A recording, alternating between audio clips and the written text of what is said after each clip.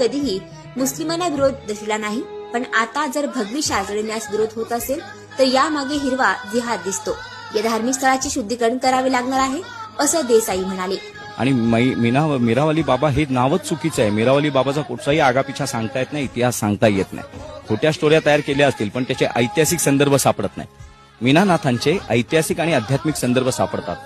आपल्या नगर जिल्ह्यामध्ये मठी नावाचं जे स्थान आहे कानिफनाथांचं, देवेंद्रनाथ महाराजांनी, देवेंद्रनाथ नाथपंथीय साधूंनी जे हाय क्वालिफाईड होते, उच्च शिक्षित इंजिनियर होते, त्यांना दृष्टांत झाला आणि त्यानंतर त्यांनी सगळा आध्यात्मिक अभ्यास केला, शोध घेतला.